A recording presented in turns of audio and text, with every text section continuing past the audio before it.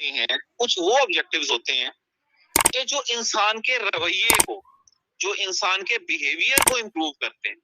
ठीक है, definitely teaching का ताल्लुक या लर्निंग का ताल्लुक हमारे रवैयों से भी है, हमारे रवैयों को इम्प्रूव करते हैं। इसको नाम दिया उसने अफेक्टिव डोमेन का। साइकोमोटर डोमेन का, इन ऑब्जेक्टिव्स को उसने साइकोमोटर डोमेन में प्लेस किया। मसलन this is very very important. हम मतलब हमने तो खैर अपने मुल्क में इस ऑब्जेक्टिव पे काम नहीं किया, ज्यादातर फैमिली ट्रेनिंग या फैमिली ग्रूमिंग ही, मतलब बच्चे, फॉर एग्जांपल एक बच्चा है, मतलब वन ऑफ माई नीस जिसको मैं देखता हूँ कि इसकी एग्जांपल भी दूंगा कि वन ऑफ माई नीस के मतलब 5 या 6 इयर्स की हो गई है, लेकिन चूंकि जाहिर बात है आजकल मोबाइल वगैरह का दौर है, तो मोबाइल वगैरह हाथ में दे देते हैं, तो नतीजे के तौर पे बच्चे की फिजिकल एक्टिविटी बहुत मुतासिर होती है। मतलब she is still incapable of, वो अभी भी इस काबिल नहीं है कि एक बॉल को जो है वो सही तरह से कैच कर सके। ठीक है, डेफिनेटली इसका ताल्लुक हमारी फिजिकल एक्टिविटी के साथ, फिजिकल स्ट्रेंथ के साथ होता है। ठीक है ना, फिजिकल स्ट्रेंथ जितनी ज्यादा हमारी इंप्रूव होगी, उतनी ही ज्यादा हमारी परसेप्शन इंप्रूव होगी, उतनी ही ज्यादा हमारी आई साइट, हमारी मतलब इसका ताल्लुक हर चीज के साथ। लिहाजा ब्लूम ने इन ऑब्जेक्टिव्स को 3 कैटेगरीज में डिवाइड किया था, कॉग्निटिव डोमेन, अफेक्टिव डोमेन और साइकोमोटर डोमेन। ठीक है, अब जब आप ब्लूम टेक्सोनोमी को पढ़ेंगे तो आप डेफिनेटली बेहतर तौर पे, आई एक्सपेक्ट कि आप बेहतर तौर पे अंडरस्टैंड कर सकेंगे।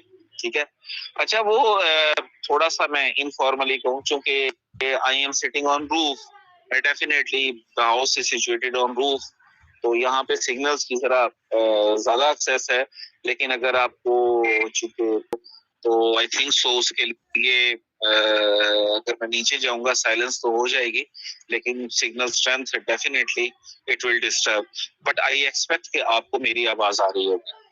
अच्छा, यहाँ मैंने बात की है आपसे ब्लूम टेक्सोनोमी की। अच्छा, अब उसमें ऑब्जेक्टिव जो है ना, सबसे पहले ब्लूम टेक्सोनोमी को आप जरूर एक्सप्लोर कीजिए, आपके होमवर्क में भी होगा, इसको जरूर एक्सप्लोर कीजिए। ब्लूम टेक्सोनोमी में जो जो ऑब्जेक्टिव्स डाले जाते हैं, जो जो ऑब्जेक्टिव्स हैं, उनकी लिस्ट को आप जरूर स्टडी कीजिए। आप अपने पास ऑब्जेक्टिव की लिस्ट जरूर रखिए, क्योंकि जब आप लेसन प्लान बनाएंगे तो कोशिश ये कीजिए कि जो रेलिवेंट आपको अपने लेसन में से, ब्लूम टेक्सोनोमी की लिस्ट में से जो ऑब्जेक्टिव मिलता है, उसको आप अपने लेसन में जरूर इंक्लूड कीजिए। यहाँ मैं थोड़ा सा फिर भेजूंगा, I still need 3 to 4 messages just to ensure कि आपको आवाज आ रही है या नहीं, क्योंकि मतलब वन ऑफ द वेरी, ये जो वर्चुअल टीचिंग होती है ना, वन ऑफ द जोक्स के टीचर्स जो है वो तकरीबन 15-20 मिनट तक बात करता रहे। अब जाहिर बात है आपका डायरेक्ट रिस्पॉन्स तो है नहीं, 15-20 मिनट तक बात करता रहे, बाद में पता चले वो जो है ना आवाज नहीं आ रही। ठीक है ना, तो मतलब इसके लिए मैं थोड़ा सा एक लाइट वे में, मेरी कोशिश यही होती है कि कंटेंट से आप ओवरलोड ना हो जाएं, लिहाजा थोड़ा थोड़ा मैं डिट्रैक्ट जरूर होता हूँ। ठीक है, लेसन के साथ साथ। तो जैसे हमारे टीचर जो थे ना, जो हम कॉलेज मेट्स थे, कॉलेज स्टूडेंट्स थे, तो हमारे टीचर्स, जब टीचर एक फिजिक्स के थे वो पढ़ाने आते थे, तो उनकी रिस्ट वॉच नहीं होती थी। ठीक है, तो अगर वो 5 मिनट रहते थे पीरियड खत्म होने में, तो हमसे पूछते थे कितना टाइम रह गया, तो हम कहते थे सब 10 मिनट ऊपर हो गए। तो वर्चुअल टीचिंग में ना इस तरह की बहुत गुंजाइश होती है, लेकिन आई आई रिक्वेस्ट कि ऐसी शरारत ना कीजिएगा। जस्ट टेल मी क्लियरली कि आपको क्या मेरी आवाज क्लियर आ रही है। आई एम गोइंग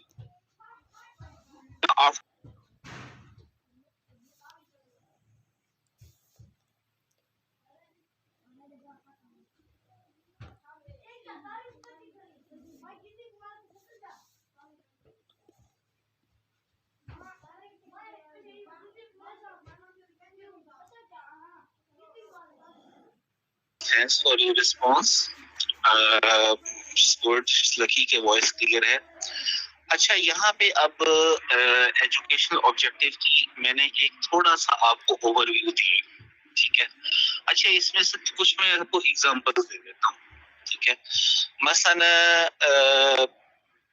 कुछ सब्जेक्ट्स ऐसे होते हैं हमारे यहाँ, कुछ डिसिप्लिन या कुछ सब्जेक्ट्स ऐसे हैं कि जिनको अगर हम पढ़ाते हैं तो डेफिनेटली उनके ऑब्जेक्टिव्स मेजरेबल नहीं होते। मसलन मैथ्स है, डेफिनेटली उसके ऑब्जेक्टिव मेजरेबल तो हो सकते हैं, लेकिन अगर आप हिस्ट्री में चले जाएं, ठीक है, हिस्ट्री में चले जाएं, इस्लामिक स्टडीज में चले जाएं, स्पेशली वो सब्जेक्ट्स जो डिस्क्रिप्टिव सब्जेक्ट्स, ठीक है, उनके ऑब्जेक्टिव्स जो हैं वो किस तरह से डाले जाएं या उसमें कौन से ऑब्जेक्टिव इंक्लूड किए जाएं, ये मेरी opinion, I am going to give you my opinion, मेरी ओपिनियन गलत भी हो सकती है उसमें, क्योंकि टू एयर इज ह्यूमन, हाँ गलती का पुतला है, ठीक है, ये गलत भी हो सकती है ओपिनियन, ठीक है, लेकिन जो इस तरह के डिस्क्रिप्टिव सब्जेक्ट्स हैं, डेफिनेटली इसका ताल्लुक इंसानी रवैयों के साथ है, ठीक है, तो इसके लिए डेफिनेटली आप वो ऑब्जेक्टिव जरूर एक्सप्लोर कर सकते हैं, वो ऑब्जेक्टिव अपनी लिस्ट में जरूर, अपने लेसन में जरूर डाल सकते हैं कि जिनका ताल्लुक अफेक्टिव डोमेन के साथ, जो अफेक्टिव डोमेन के साथ कंसर्न है।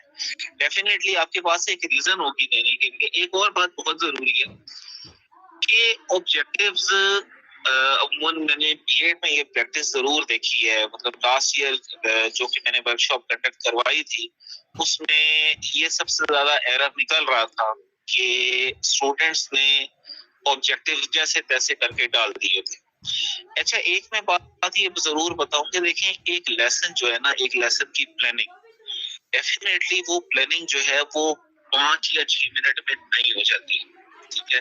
सबसे पहले तो आपने एरिया जरूर कवर करना होता है कि मैं आज के दिन, ये मानता हूं मैं कि हमारे यहाँ जो टेक्स्ट बुक बोर्ड और जो बोर्ड ऑफ इंटरमीडिएट है, डेफिनेटली वो हम पे कुछ पाबंदियां जरूर आयद करता है, उसकी वजह से हमें समटाइम्स ऐसा भी होता है कि अपने लेसन का एरिया एक दिन का बहुत ज्यादा वाइड करना पड़ता है, उसको बढ़ाना पड़ता है अपने लेसन के लिए, ठीक है। लेकिन सबसे पहले ये है कि आप जो भी, जितना भी लेसन का एरिया या कंटेंट जितना भी आप सिलेक्ट करें, ठीक है, तो उसके ऑब्जेक्टिव ये नहीं होता कि विद इन 2 या 3 मिनट्स बन जाते हैं, ऐसी बात नहीं है। किसी भी लेसन के ऑब्जेक्टिव 2 या किसी भी कोई भी लेसन प्लान 2-3 मिनट्स में नहीं बन जाता। डेफिनेटली इट नीड्स, आप समटाइम्स इस पे हम डिस्कशन भी करते हैं अपने कोलीग्स के साथ या दूसरों के साथ, ठीक है। लिहाजा मैंने ये लास्ट टाइम जो मैंने देखा था स्टूडेंट्स में, तो उसमें मैंने ये कैजुअल प्रैक्टिस जरूर देखी थी। अब ये कैजुअल प्रैक्टिस जो है ना, वो डिटेक्ट हो जाती है। वीडियो प्रेजेंटेशन डेफिनेटली जो आपकी आएगी, आई होप सो कि जो मैंने लास्ट जो आपको रात के वक्त या अर्ली इन द मॉर्निंग जो मैंने आपको मैसेजेस सेंड किए थे, ठीक है, तो आई होप के सारी वीडियोस वगैरह आपने देख ली होंगी, ठीक है ना। लेकिन ये जो आपने वीडियो प्रेजेंटेशन देनी है 4 to 5 मिनट्स की, अपना जो एक लेसन जो है वो आपने डिलीवर करना है, डेफिनेटली अगर उस पे वर्किंग नहीं है, खा आप स्कूल में वर्क करें, खा आप इधर वर्कशॉप में वर्क करें, लेकिन ऐसा ये मुमकिन नहीं है कि सिर्फ 5 या 6 मिनट में एक लेसन प्लान बन जाता है। डेफिनेटली एक लेसन प्लान को बनने के लिए at least I think at least 20 to 30 minutes are required, ठीक है ना, कि आप एक लेसन को अच्छा प्लान कर सकें। उसमें आप डेफिनेटली, अच्छा एक और चीज भी मैं बताऊं कि स्टूडेंट्स अमूमन ये भी करते हैं कि ऑब्जेक्टिव्स जो है वो समटाइम्स इतने ज्यादा कर देते हैं जस्ट टू, क्योंकि उनके माइंड में ये होता है कि मार्क्स जो है वो ज्यादा लिए जाएं, ऑब्जेक्टिव हम ज्यादा डालेंगे तो मार्क्स ज्यादा जो है मिल जाएंगे। नहीं, ऐसी बात नहीं है। ऑब्जेक्टिव सबसे पहले ये है कि हाँ आप एक ही ऑब्जेक्टिव रखें लेसन का। ये मैं हर वर्कशॉप में बीएड के स्टूडेंट्स को हर वर्कशॉप में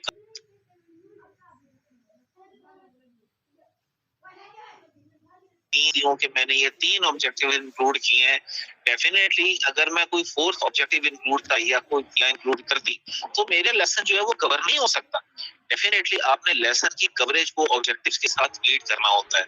इसकी मिसाल बिल्कुल ऐसे ही ले लेते हैं कि जैसे अगर मिसाल बड़ी अजीब सी है कि अगर 2 मुल्कों के दरमियान जंग होती है ना, तो जंग में फतह और शिकस्त का ये मेयार नहीं होता कि किसी ने दूसरे के कितने सोल्जर्स मार दिए या कितने, ये मेयार नहीं है।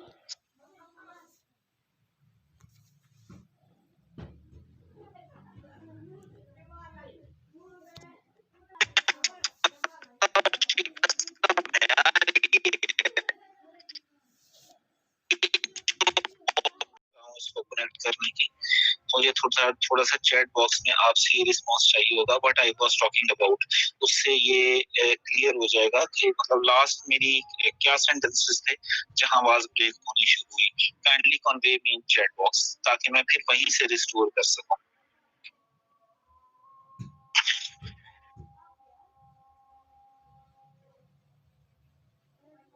क्या कह रही है?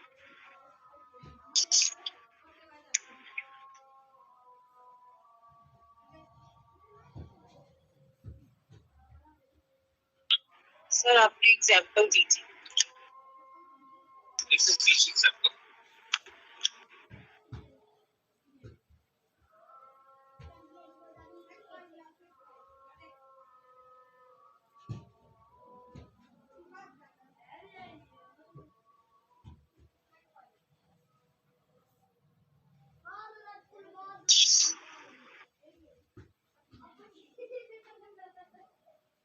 दो मुल्कों के दरमियान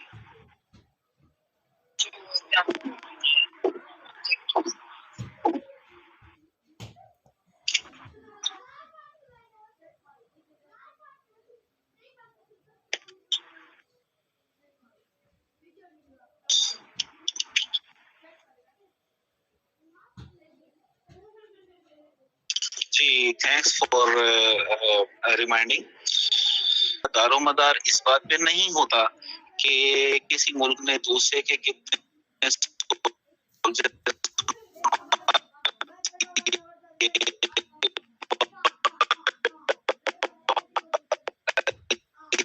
कितना डैमेज कर दिया, नहीं, ये नहीं होता। फतह या शिकस्त इस बात पर डिपेंड करती है, फतह इस बात पर अचीवमेंट डिपेंड करती है कि जो की बुनियाद पे लड़ाई की गई थी वो ऑब्जेक्टिव्स अटेन हुए, अचीव हुए या नहीं। ठीक है, बिल्कुल इसी तरह से इसको मैं लिंक कर रहा था कि मैंने जो लास्ट सेशन में देखा था, जो कि बहुत ज्यादा मैंने ऑब्जर्व किया कि उसमें स्टूडेंट्स जो थे वो बहुत ज्यादा ऑब्जेक्टिव इंक्लूड कर देते हैं।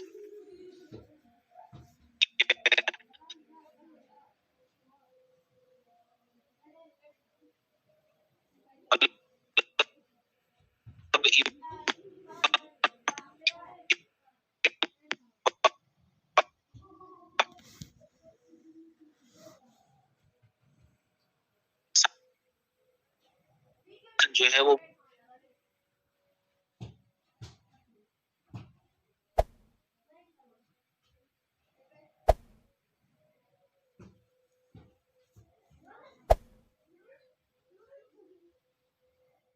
सेशन मैं ये बात कर रहा था कि लास्ट सेशन में ये प्रैक्टिस बहुत ज्यादा देखी गई कि एक स्टूडेंट्स ने जो है वो ऑब्जेक्टिव्स जो हैं वो 9 या 10 इवन 12 तक ऑब्जेक्टिव उन्होंने इंक्लूड किए।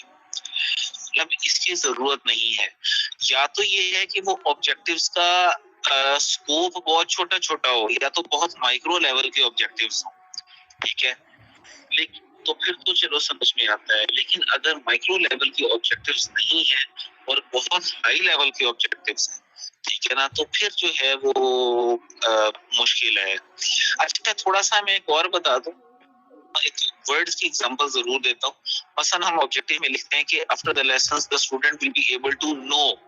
अच्छा, ऑब्जेक्टिव हमेशा जो है ना ये इन्फिनेटिव होता है, इसे हम इन्फिनेटिव कहते हैं। टू के बाद वर्ब की फर्स्ट फॉर्म जब लगाई जाती है तो इसको इन्फिनेटिव कहा जाता है। To know, to calculate, to master, ठीक है, टू अंडरस्टैंड, इसको इन्फिनेटिव कहा जाता है इंग्लिश लैंग्वेज में। ठीक है, लिहाजा अगर मैं आइंदा से इन्फिनेटिव का वर्ड इस्तेमाल करूं तो इसका मतलब यही है कि टू के बाद वर्ब की फर्स्ट फॉर्म जब आती है तो इसको इन्फिनेटिव कहा जाता है। ठीक है, ऑब्जेक्टिव हमेशा इन्फिनेटिव कैटेगरी में इन्फिनेटिव के तौर पे लिखे जाते हैं। ठीक है, अब अगर आप ये लिखते हैं कि the student will be able to know, ठीक है ना, और एक दूसरा ऑब्जेक्टिव है the student will be able to read, और तीसरा ऑब्जेक्टिव है the student will be able to differentiate. ठीक है, अब इन तीनों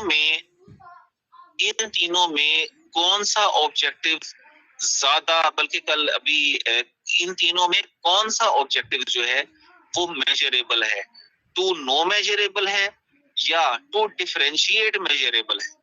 ठीक है, हम ऐसा करेंगे, बल्कि कल का जो है वो सेशन, मतलब कल इंशाल्लाह, मतलब आई विल, कल तो बिल्कुल भी कोई इंटरप्शन नहीं होगी, क्योंकि ये बॉट की प्रॉब्लम क्या क्या आ रही है। और उसमें ये है कि कल हम ये भी करेंगे कि इस दौरान जो है वो एक क्वेश्चन आंसर जो है वो हम वर्चुअली कर सकते हैं। आंसर आपके चैट बॉक्स में आ सकते हैं, अगर मैं कोई क्वेश्चन जो है वो मैं करता हूँ। ठीक है, अब डेफिनेटली टू नो, ये एक बहुत बड़ी कैटेगरी है। और टू डिफरेंशिएट, इसका मतलब है कि स्टूडेंट इस काबिल हो रहा है कि वो दो चीजों में फर्क कर सके। इसका मतलब है, जब दो चीजों में फर्क करना या कुछ चीजों में फर्क बयान करना, इट मींस कि ये मेजरेबल है। ठीक है, जो ऑब्जेक्टिव जितना मेजरेबल होता है वो उतना ही अचीवेबल होता है।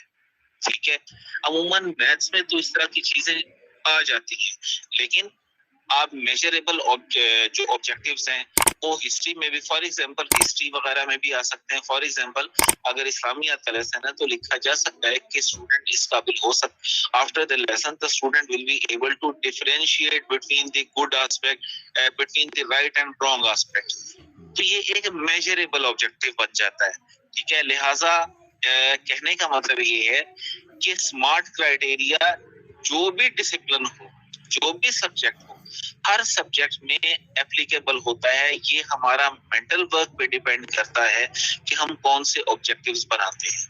ठीक है, यहाँ पे हम एक पहला पार्ट क्लोज करते हैं, जो कि एक पहला टॉपिक था आपके डिस्कशन का, एजुकेशनल ऑब्जेक्टिव्स। मुझे सिर्फ चैट बॉक्स में अपनी ओपिनियन दीजिए कि क्या मैं एम आई सक्सेसफुल, क्या मैं सक्सेसफुल हुआ हूँ, कि आपकी एक अंडरस्टैंडिंग बन गई है ब्लूम टैक्सोनॉमी की और इंस्ट्रक्शन ऑब्जेक्टिव्स के मुतालिक। ठीक है, इस बात का जरूर जरूर ख्याल रखिएगा कि डेफिनेटली ये एक वर्चुअल लेसन है। ठीक है ना, रियल लेसन तो नहीं है, ये एक वर्चुअल लेसन है। और हाँ, मेरा आपसे ये भी जरूर कहना होगा कि मतलब फ्रॉम टुमारो ये प्रैक्टिस जरूर कीजिए कि साथ अपने पेपर और सिर्फ सुनना, सिर्फ लिसनिंग जो है वो आपकी काफी नहीं है, वो सफिशिएंट नहीं है। अपने साथ वो स्टूडेंट्स जिन्होंने साथ पेपर और बॉल पॉइंट जो है जो उससे वर्किंग कर रहे हैं, ठीक है ना, डेफिनेटली उनकी लर्निंग जो है वो ज्यादा बेहतर होगी, क्योंकि लिखने से लर्निंग जो है वो ज्यादा इंश्योर होती है। ठीक है, जस्ट मुझे कुछ ओपिनियन चाहिए 5 to 6 आपकी, ताकि मुझे पता चले कि am I successful in developing.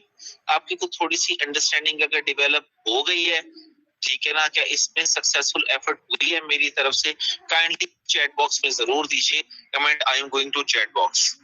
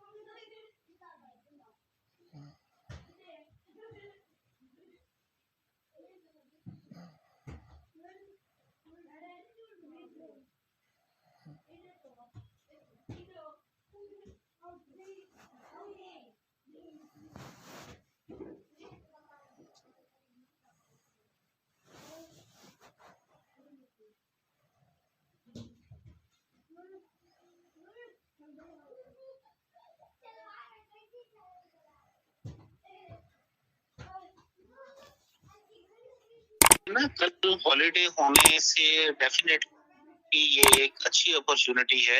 इस दौरान मेरी कोशिश ये होगी कि आपको मैं आज तो मैं वॉइस मैसेजेस नहीं कर सका, लेकिन मैं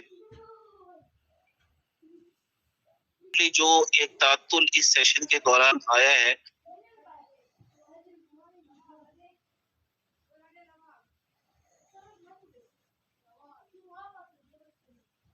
किए थे, उन्होंने मुझे इनबॉक्स किया था कि जी कुछ क्वेश्चंस थे, तो मैंने उनको ये रिप्लाई किया कि I shall explain in workshop.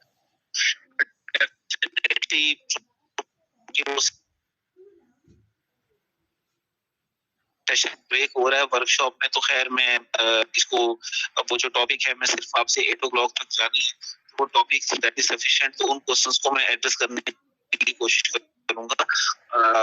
मतलब जो छुट्टी आ रही है कल की, डेफिनेटली इसमें हमारी जुजवी तौर पे वर्किंग चलती रहेगी, ठीक है। थैंक्स फॉर योर ओपिनियन के अब थोड़ी सी एक अंडरस्टैंडिंग डेवलप हुई है। मेरा लास्ट में ये जरूर होगा कि आप सोनोमी को, चूंकि अभी ना आप एक फ्रेश लेसन दिया है आपने, ताजा ताजा आपका माइंड है, इसलिए अगर आप अभी इसको रीड कर लेंगे ना लेसन खत्म होने के बाद, तो डेफिनेटली ये एक आपके माइंड में बैठ जाएगी चीज, वरना अगर गैप देंगे तो बड़ा मुश्किल हो जाता है, ठीक है। अच्छा, अब आगे आ जाता है, नेक्स्ट टॉपिक आ जाता है फॉर्मेटिव असेसमेंट, ठीक है। अच्छा, असल यहाँ पे अब सबसे पहले सवाल है कि असेसमेंट होती क्या है। असेस का मतलब होता है किसी चीज को जांचना। मसलन मैं इस वर्चुअल सेटिंग में, अगर आप इसी लेसन को ले लें तो हमारा चल रहा है, इसमें मैंने आपने देखा होगा कि वक्फे वक्फे से मैं आपसे फीडबैक जरूर ले लेता हूँ। This is a sort of, यानी कि मैं सिर्फ ये इंश्योर करने की कोशिश करता हूँ कि, या सिर्फ इस बात को इंश्योर किया जाता है कि क्या जो कुछ कहा जा रहा है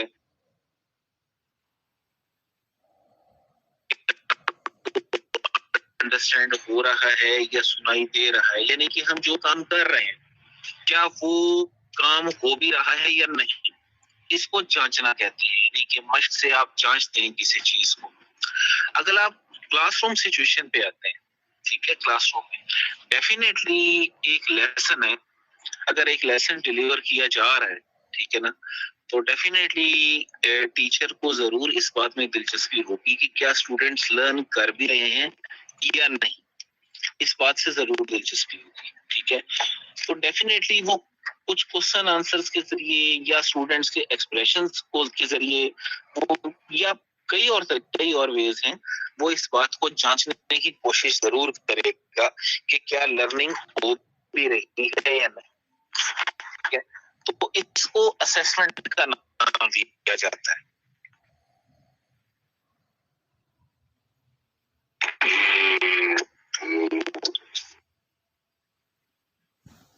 सॉरी फॉर इंटरप्शन। अच्छा, मैं ये बात कर रहा था फॉर्मेटिव असेसमेंट की। आई वाज जस्ट टॉकिंग कि लर्निंग हो रही है या नहीं। टीचर अपने तौर पे इसको जांचने की कोशिश करता है, जैसे कि हम इस सेशन में थोड़ा सा जांचने की कोशिश कर लेते हैं कि क्या चूंकि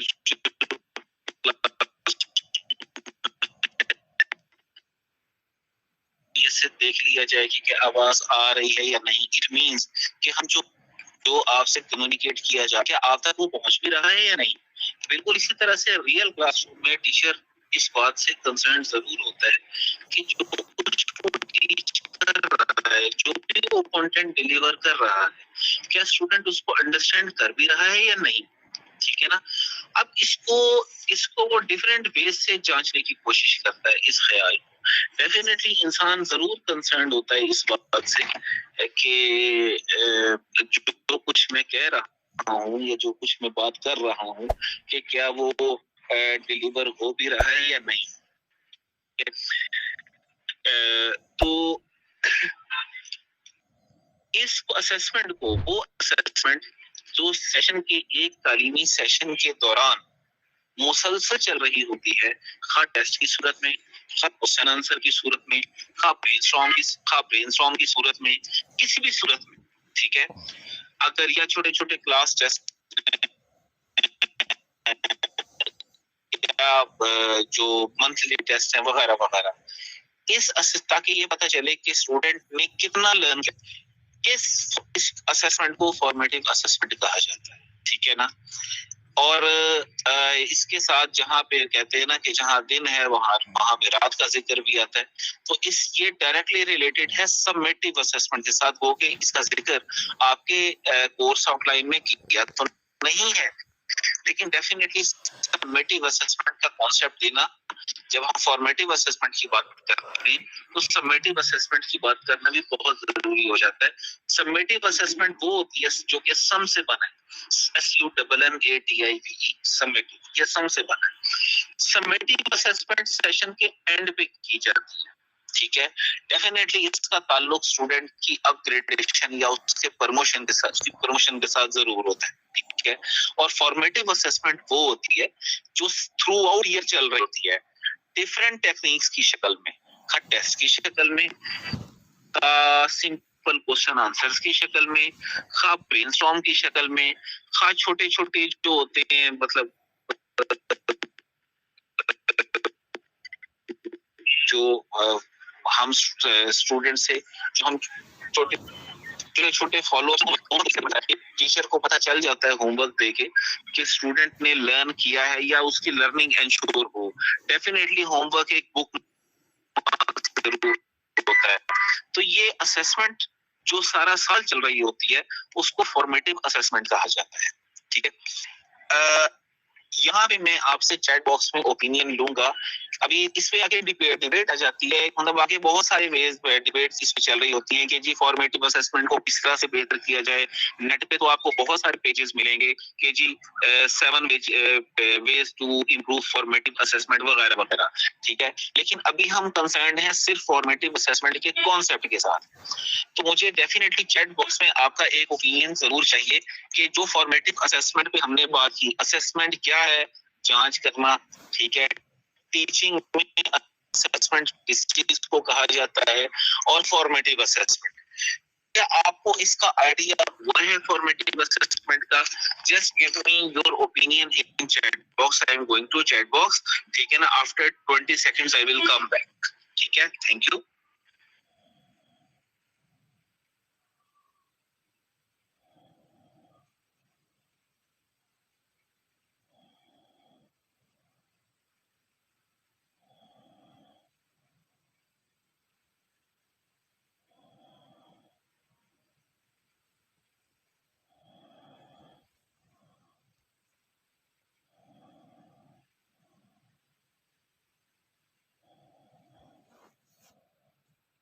जी कुछ स्टूडेंट्स को आवाज नहीं आ रही थी, some were not able to understand।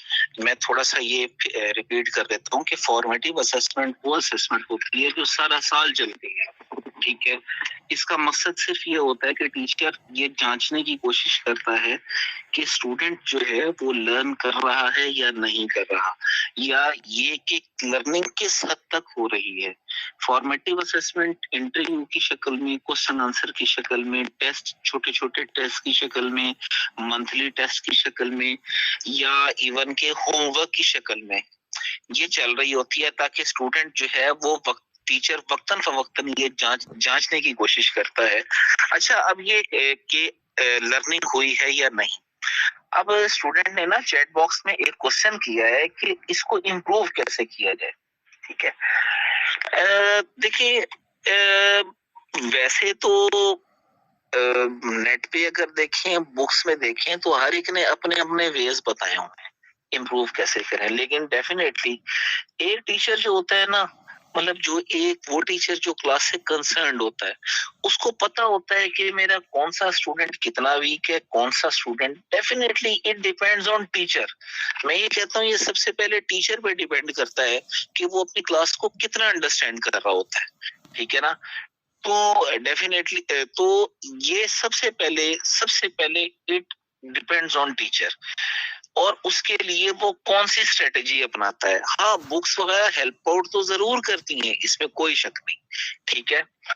मसलन वैसे तो मैं ये भी कह सकता हूँ, मतलब मैं ये कह देता हूँ कि जी एक वे ये है कि स्टूडेंट से पहले आप डेली क्लास में क्वेश्चन आंसर करें, और उसके बाद जो है वो एक वीक के बाद आप टेस्ट लें, ठीक है। मैं ये कह देता हूँ, ठीक है। ये चलो इस पे बुक भी लिख देते हैं कि जी ये one of the ways assessment को इम्प्रूव करने के लिए। लेकिन जरूरी नहीं है कि आप में से वो स्टूडेंट, मतलब हर कोई इस मॉडल को अडॉप्ट करे, ठीक है। जरूरी नहीं है, मॉडल हर एक का अपना अपना होता है, ठीक है। हाँ, हम जरूर थिंग्स को अंडरस्टैंड कर लेते हैं कि जी इसे असेसमेंट कहा जाता है, इसे फॉर्मेटिव असेसमेंट कहा जाता है और इसे समेटिव असेसमेंट कहा जाता है, ठीक है ना। हम आइडेंटिफाई तो जरूर कर लेते हैं, लेकिन कौन सा मॉडल अडॉप्ट किया जाए, यही बात आ जाती है वैलिडिटी। मतलब एक ऐसा मॉडल जिसे जो मसलन मैं एक ऐसा मॉडल देता हूँ कि जी इससे असेसमेंट टेक्निक इंप्रूव होगी, फॉर एग्जांपल ऐसा मॉडल जिसको दुनिया की किसी भी जगह इवन कि अफ्रीका में अप्लाई किया जाए तो वो सेम रिजल्ट देगा, तो इसका मतलब है कि मेरा मॉडल जो है वो वैलिड भी है और रिलायबल भी है। ये एक मैंने वैलिडिटी और रिलायबिलिटी के कॉन्सेप्ट को थोड़ा सा एक्सप्लेन करने के लिए बात की। तो कहने का मतलब ये है कि जो क्वेश्चन हुआ था कि कौन से वेज हैं, वेज तो बहुत मिल जाएंगे, लेकिन सबसे पहले ये डिपेंड करता है टीचर पे, ठीक है, और वैसे इसका ताल्लुक भी नहीं है आपके साथ। नेक्स्ट जो टॉपिक आता है वो टॉपिक आता है टीचिंग स्ट्रेटेजीज, सिलेक्टिंग ए टीचिंग टेक्निक, सॉरी। अच्छा, जिस तरह से मैंने आपको गोल और ऑब्जेक्टिव के बारे में बताया, इसी तरह से ताल्लुक है मेथड और टेक्निक का, ठीक है। मेथड और टेक्निक, इनमें फर्क क्या है, ठीक है। जिस तरह से गोल एक लॉन्ग टर्म या एक ब्रॉड कॉन्टेक्स्ट होता है, इसी तरह से मेथड एक ब्रॉड कॉन्टेक्स्ट होता है और एक मेथड के अंदर कई टेक्निक्स होती है, ठीक है। मिसाल के तौर पे गाड़ी का इंजन रिपेयर करना, ठीक है, इसका ये एक मेथड है, लेकिन इंजन रिपेयर करने के लिए अब उसके पार्ट्स खोले जाएं, फलाना नट खोला जाए, फलानी चीज खोली जाए, ऑयल पूरा किया जाए, वगैरह वगैरह, ये टेक्निक्स में आता है, ठीक है। बिल्कुल इसी तरह से वैसे तो लेक्चर मतलब पढ़ाना, क्लासरूम में पढ़ाना, मतलब लेक्चर को अमूमन कहते हैं, यहाँ पे एक मैं थोड़ा सा एक मिसकॉन्सेप्शन वाजे करता हूँ, लेक्चर को मेथड नहीं कहा जाता। कुछ लोग मेथड कहते हैं लेकिन कुछ लोग मेथड नहीं कहते। मेरी इसमें मैं आपको कोई ओपिनियन नहीं दूंगा, अपनी मेरी क्या ओपिनियन है ये मैं आपको नहीं दूंगा, इसलिए कि मैं नहीं चाहता कि आई जस्ट वांट कि ओपिनियन आपकी अपनी होनी चाहिए, ठीक है, और उसके पीछे डेफिनेटली आपकी एक रीजन, सॉलिड रीजन होनी चाहिए, ठीक है। मतलब एक मेथड है जैसे ग्रामर ट्रांसलेशन मेथड, उसके अंदर टेक्निक्स होती हैं, ठीक है ना। अच्छा, कि अब बात आ जाती है, थोड़ा सा ये कॉन्सेप्ट आ जाता है मेथड और टेक्निक का।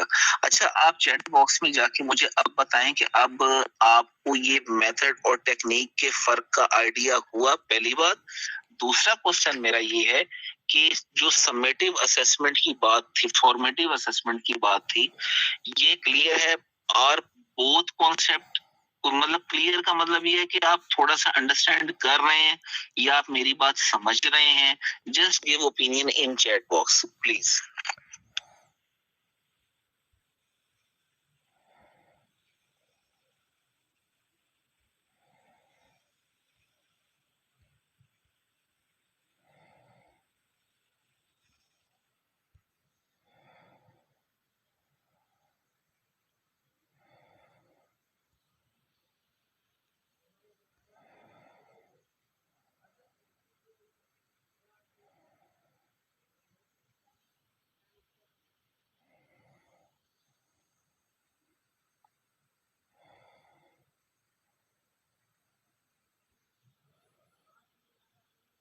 वो डेफिनेटली नो वॉइस तो होनी थी।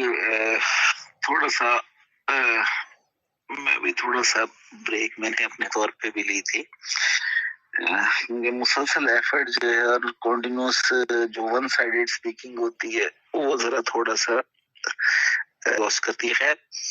अच्छा, अब बात आ जाती है, थैंक्स कि आपको आवाज आ रही है, अब बात आ जाती है कि टेक्निक जो है वो कौन सी सिलेक्ट की जाए, ठीक है ना। अच्छा, थोड़ा सा मैं ये भी मैं बात वाजे कर दूं कि जहां टेक्निक जो है ना वो मेथड के बगैर उसका जिक्र नहीं किया जा सकता, ठीक है। फॉर एग्जांपल एक मेथड है लैंग्वेज सिखाने के लिए, उसको ग्रामर ट्रांसलेशन मेथड कहा जाता है। इसका नाम आप सबने सुना होगा, ठीक है, कि ट्रांसलेशन के हवाले से या ट्रांसलेशन के लिहाज से जो है वो लैंग्वेज को टीचर जो है या अंडरस्टैंड करवाता है, ग्रामर के लिहाज से टीचर जो है लैंग्वेज सिखाता है।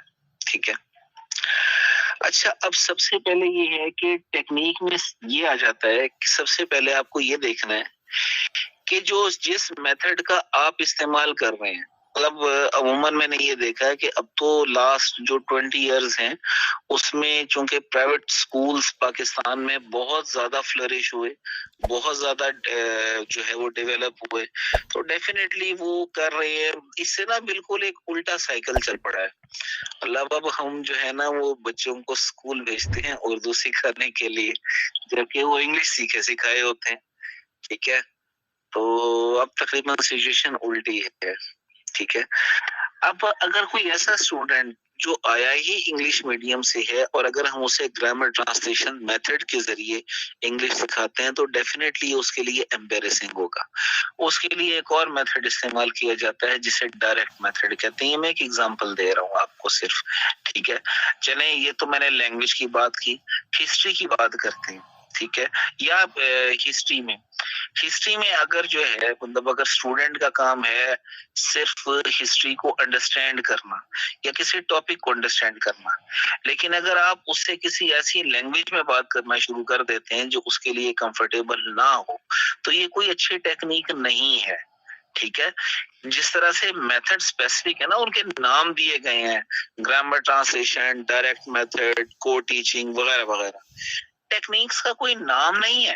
टेक्निक्स तो एक स्ट्रेटेजी होती है जो कि आपने अडॉप्ट करनी होती है एक मेथड के अंदर।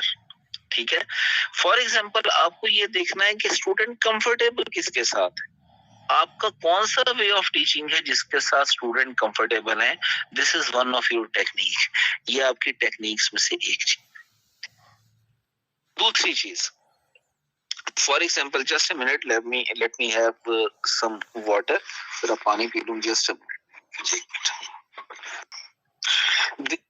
सबसे पहले आप ये देखें कि मतलब सबसे पहले आपने खैर के जरूरी नहीं है, ये सिर्फ ओपिनियन है। For example you can check या यू कैन असेस कि आपके किस स्टाइल से जो है वो स्टूडेंट कंफर्टेबल है। दूसरी चीज, ठीक है, कि आपने अपने कौन सा अपने मेथड में अगर आप तेज बोल रहे हैं, फॉर एग्जाम्पल समटाइम्स ऐसा होता है कि आपके पास टाइम शॉर्ट है लेकिन आपने कवर करना है, क्या आपका तेज बोलना जो है वो लर्निंग को इंश्योर करेगा या नहीं। इसमें ये भी जैसे मैंने ऑब्जेक्टिव्स में बात की कि अगर आपके पास लेसन का ड्यूरेशन 40 मिनट्स है लेकिन आप शामिल कर लेते हैं एक बहुत बड़ा कंटेंट, तो this will not be a good technique. ये कोई अच्छी टेक्निक नहीं होगी कि टाइम आपके पास टीचिंग के लिए बहुत कम है लेकिन आप एक बहुत बड़ा या एक बहुत वाइड या लार्ज किस्म का गोल आप सेट कर लेते हैं। This is not a good technique, ये अच्छी टेक्निक नहीं है। ठीक है, मतलब मेरा जब मैं टीचिंग में था तो वो ये प्रेफर करता था कि स्टूडेंट चाहे कम पढ़े लेकिन वो जितना पढ़े, ठीक है, एक मतलब जितना पढ़े उस पे उसे ग्रिप हो। दूसरी चीज, दूसरी टेक्निक ये थी कि स्पेयर ना हो, स्टूडेंट स्पेयर ना हो, वो इंगेज रहे। ठीक है, अगर वो इंगेज है तो डेफिनेटली वो लर्निंग, इट मींस के लर्निंग कुछ ना कुछ इंश्योर हो रही है। लेकिन अगर स्टूडेंट बिल्कुल ही स्पेयर है तो इट मींस के there will be no learning. ठीक है, डेली कुछ ना कुछ जरूर करे, हाँ कम करे थोड़ा करे लेकिन करे जरूर, डेली जरूर करे। मतलब ये दो टेक्निक्स थी जिसपे मैंने ऑलमोस्ट 7 to 8 इयर्स जो है वो टीचिंग का एक्सपीरियंस रहा मेरा। ठीक है, सो दिस इज, अगर आप नेट पे एक्सप्लोर करेंगे तो बहुत मटेरियल मिलेगा कि सिलेक्टिंग अ टीचर टेक्निक, कि जो सिलेक्टिंग इंस्ट्रक्शनल टेक्निक, कौन सी टेक्निक जो है वो अडॉप्ट की जाए। ठीक है, यहाँ पे मैं इस बात को कहना जो है वो जरूर ये कहना बहुत इम्पोर्टेंट है कि एक्चुअली हम जो मटेरियल पढ़ रहे हैं ना इसके लिए वो ज्यादातर वेस्टर्न मटेरियल है। हमारे यहाँ जो कल्चरल रिक्वायरमेंट्स और हैं, हमारे सब्जेक्ट्स जरा और हैं, ठीक है। उनके अंदर जो नॉलेज है, स्पेशली जो आर्ट्स और ह्यूमैनिटीज या जो सोशल साइंसेज के सब्जेक्ट्स हैं वो और हैं। डेफिनेटली हमारे इश्यूज डिफरेंट हैं, उनके इश्यूज डिफरेंट हैं, ठीक है। उन्होंने अगर जो बात की है वो किसी हद तक तो हमारे लिए काबिले जिसे कहने का काबिले अमल हो सकती है किसी हद तक, but not in all aspects. मुकम्मल तौर पर नहीं, जुजवी तौर पे तो वो हमारे लिए करामत जरूर हो सकती है, लेकिन कुली तौर पे करामत नहीं हो सकती। नेट पे आपको बहुत सारे मटेरियल मिलेगा, selecting an effective teaching technique वगैरह वगैरह। लेकिन लास्ट में फिर आपसे यही कहूंगा कि जो टेक्निक होती है ना वो डिपेंड करता है टीचर पे। टीचर इस चीज को स्टडी तो कर सकता है, जैसे फॉर एग्जांपल टीचर के माइंड में ये ना हो, लेकिन अगर उसको ये पता चल जाए कि नहीं स्टूडेंट को कंफर्टेबल रखना बहुत जरूरी है, इस चीज को या स्टूडेंट जो है उसको इंगेज करना बहुत जरूरी है, वो होना चाहिए इंगेज, ठीक है। तो इस चीज से इन चीजों से वाकिफ होना तो टीचर के लिए हो सकता है, लेकिन टेक्निक क्या हो सकती है, ठीक है ना, बकायदा टेक्निक क्या हो सकती है, मतलब इसमें और बड़ी चीजें हैं। एक चीज मैं और बताता हूँ। एक टेक्निक ये होती है, फॉर एग्जांपल एक मैं वो बड़ी इंपॉर्टेंट चीज आपके साथ शेयर करता हूँ। मतलब अमूमन लोग ये समझते हैं कि जो एक्टिविटी बेस्ड लर्निंग होती है ना, यहाँ पे मैं थोड़ा सा इसको जरूर डिफाइन करूंगा। टाइम भी जरा थोड़ा रह गया। एक्टिविटी बेस्ड टीचिंग को या एक्टिविटी बेस्ड के लिए यहाँ पे इसका जिक्र करना बहुत जरूरी है। ये एक टेक्निक है और मेरे जहन में चूंकि प्रेफर भी करता हूँ और मेरे लिए मेरी ये कोशिश होगी कि इसका जो है इसकी इम्पोर्टेंस, इसकी हिस्ट्री और बहैसियत टेक्निक इसका इस्तेमाल आपको जरूर बताया जाए। थोड़ा सा मैं डिविएट तो कर रहा हूँ अपने टॉपिक से, ठीक है, लेकिन ये है कि ऑलमोस्ट किसी हद तक टीचिंग टेक्निक कन्वे जरूर हो गया। अच्छा, थोड़ा सा मैं आपको बैकग्राउंड में जाता हूँ। जो एक्टिविटी बेस्ड को भी लोग एक्टिविटी बेस्ड टीचिंग को लोग टेक्निक के तौर पे भी इस्तेमाल करते हैं। डेफिनेटली ये टेक्निक है, डेफिनेटली ये टेक्निक है, ठीक है। अब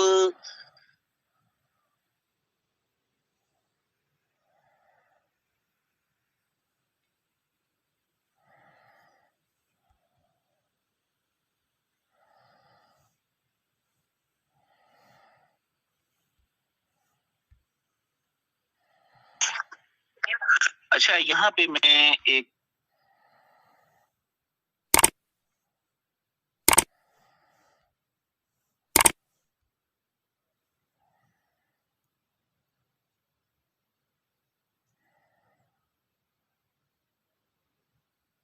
स्पेस शटल को अटलांटिक में गिराया करते थे तो रशियंस बाकायदा लैंड करवाया करते थे। दे वर सो एडवांस। तो जब 1961 में यूरी गैगरिन ने मून को ऑर्बिट किया तो यूनाइटेड स्टेट्स में एक बहुत बड़ा जो था ना वो एक भूचाल आ गया, ठीक है, और एक बहुत हैरेसमेंट क्रिएट हुआ कि इट मींस कि Russians have defeated us in the field of space exploration. तो प्रेसिडेंट केनेडी ने नेशन से ये प्रॉमिस किया कि no, by the end of this decade, इस दहाई के इख्तिताम पे मैं नेशन से प्रॉमिस करता हूं कि हम मून पे स्टेप इन करेंगे, और डेफिनेटली उन्होंने ऐसा किया। तो केनेडी ने उसके बाद सबसे पहला जो काम किया था उसने ये किया था कि उसने एजुकेशन का सारा जो सिस्टम था उसको ओवरहॉल करके रख दिया था, ठीक है। और ये उसने एजुकेशनिस्ट को बुलाया और बहुत सारे एजुकेशनिस्ट ने 1960s में बहुत नजरियात दिए। अमेरिकन सिस्टम में जो था 1960s की जो डेकेड थी वो एक एजुकेशनिस्ट के लिए या एजुकेशन थॉट्स के लिए वो एक गोल्डन एज की हैसियत रखती है। उन दिनों ये एक्टिविटी बेस्ड टीचिंग जो थी इसका कॉन्सेप्ट इंट्रोड्यूस हुआ था कि सिर्फ लेक्चर देके पढ़ाना स्टूडेंट की लर्निंग को एनहांस नहीं कर सकता, इसको इंक्रीज नहीं कर सकता। जब तक स्टूडेंट एक्टिविटी नहीं करेगा, जब तक किसी चीज में उसको डाला नहीं जाएगा, तब तक स्टूडेंट लर्निंग जो है वो उसकी मैक्सिमाइज नहीं हो सकती। लिहाजा एक्टिविटी बेस्ड लर्निंग टीचिंग या एक्टिविटी बेस्ड लर्निंग एक ऐसा एस्पेक्ट है कि जिससे लर्निंग मैक्सिमाइज हो सकती है। Learning will be ensured at maximum level. ठीक है, लिहाजा उस कोर्स को एक्टिविटी सारे के सारे कोर्स को एक्टिविटी बेस्ड लर्निंग पे या एक्टिविटी बेस्ड टीचिंग पे जो था वो कन्वर्ट कर दिया गया और डेफिनेटली उसका रिजल्ट भी आया कि 1969 में नील आर्मस्ट्रांग ने जो था वो मून पे स्टेप इन किया था। वो बाकी जो कंट्रोवर्सीज हैं मैं उनमें नहीं जाऊंगा, ठीक है, लेकिन मैंने आपको एजुकेशनल थॉट्स के हवाले से, यानी कि सिर्फ एजुकेशन जो है वो क्या इम्पैक्ट लेके आती है, एक टेक्निक जो है वो एक नेशन की डेस्टिनी को, एक नेशन की फेट को किस तरह से चेंज कर देती है, ये मैंने सिर्फ मैं फिर नेक्स्ट क्वेश्चन करूं, ठीक है, अब चूंकि 20 मिनट्स रह गए सेशन खत्म होने में, ठीक है, ताकि मैं फिर नेक्स्ट क्वेश्चन करूं आपसे। प्लीज गिव मी ओपिनियन कि क्या ये ऑडिबल थी आपके लिए, क्या आप मुझे सुन रहे थे या नहीं? Please respond please.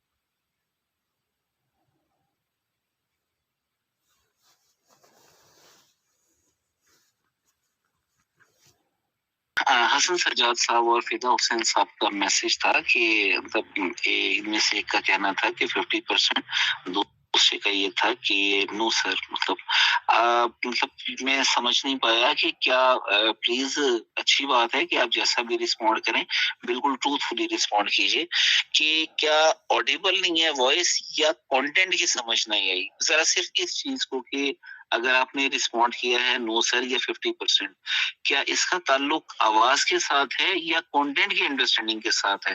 अंडरस्टैंडिंग नहीं हो सकी या आवाज नहीं आ सकी? काइंडली, या दोनों ही चीजें हैं? काइंडली प्लीज इसको चैट बॉक्स में आप जरूर रिप्लाई कीजिए। I am waiting for message from Hasan साहब एंड फिदा हुसैन साहब। ठीक है, thank you. I am going to chat box.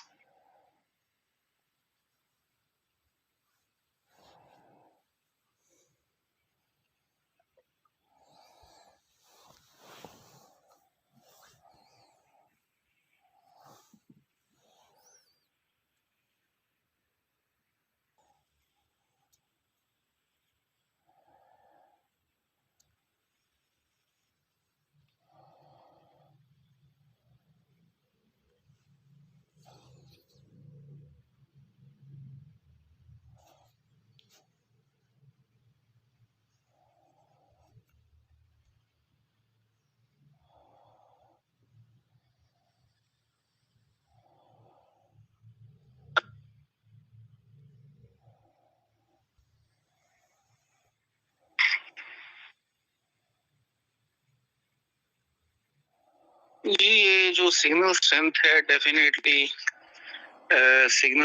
Definitely इसका इशू है, इसका प्रॉब्लम है। तो अब मैं थोड़ा सा फॉलो अप की तरफ आऊंगा आपके साथ। सबसे पहले तो ये है कि अब थोड़ा सा होमवर्क की बात कर लीजिए। हमने 3 चीजों को कवर किया है। एक किया है हमने ब्लूम टेक्सोनोमी, इंस्ट्रक्शनल ऑब्जेक्टिव्स होते क्या हैं। ऑब्जेक्टिव्स को वैसे उर्दू में तर्जुमा तो इसका किया जाता है मकासिद, लेकिन सिर्फ मकासिद कहना जो है वो पूरी तौर पे इसको इंश्योर नहीं करता, कन्वे नहीं करता। अगर इसका मकसद जो है वो, जैसे कहते हैं ना कि उर्दू में थोड़ा सा ये प्रॉब्लम है, कई एग्जांपल मिल जाएंगी। मसलन एक्सपीरियंस को भी तजर्बा कहा जाता है और एक्सपेरिमेंट को भी तजर्बा कहा जाता है, लेकिन इन दोनों तजर्बों में बहुत फर्क है। ठीक है, एक्सपेरिमेंट और एक्सपीरियंस में बहुत फर्क है। कहा दोनों को तजर्बा जाता है, लेकिन इनमें बहुत फर्क है। इसी तरह से अगर ऑब्जेक्टिव को अगर मकासिद कहा जाए, ठीक है ना, मतलब जैसे लोग लिखते हैं अमूमी मकासिद। अच्छा, एक ये भी मैं कॉन्सेप्ट थोड़ा सा ना क्लियर करता चलूं। अमूमन लिखे होते हैं स्टूडेंट्स ने अमूमी मकासिद और खसूसी मकासिद। अब वो मैंने अमूमन देखा है, जब मैंने लास्ट जो वर्कशॉप हुई थी ना मेरी, उसमें मैंने स्टूडेंट से पूछा कि आपने ये लिखे तो हैं ये अमूमी मकासिद और खसूसी मकासिद, ठीक है, लेकिन ये क्या होते हैं, आपके जहन में इसका क्या कॉन्सेप्ट है? तो एक ने मतलब कुछ तो साइलेंट रहे, लेकिन कुछ ने कहा, एक ने कहा कि सर जनरल अमूमी मीन जनरल ऑब्जेक्टिव्स, और दूसरे हैं जुज़वी मकासिद स्पेसिफिक ऑब्जेक्टिव्स। मैंने कहा ओके, लेकिन ये तो ट्रांसलेशन है ना, इसका कॉन्सेप्ट क्या है? अमूमी मकासिद और खसूस, मतलब ये जनरल ऑब्जेक्टिव्स होते क्या, ठीक है ना? तो one of the students explained well, उसने अच्छा एक्सप्लेन किया। इट मींस कि उसने स्टडी की हुई थी। कुछ तो बात कर रहा हूँ, गाड़ी खड़ी। अच्छा, उसने ना स्टडी की हुई थी। उसने मुझे एक्सप्लेन ये किया कि जो जनरल ऑब्जेक्टिव्स हैं,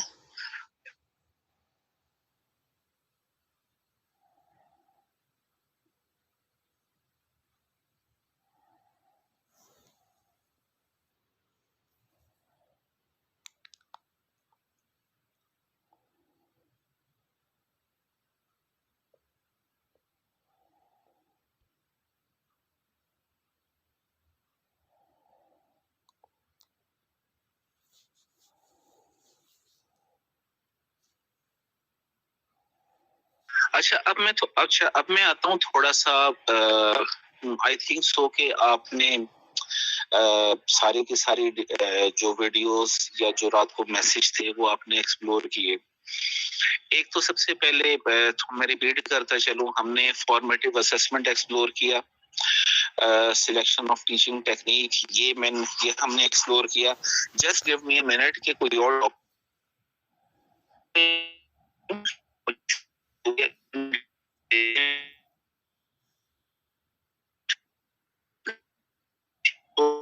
just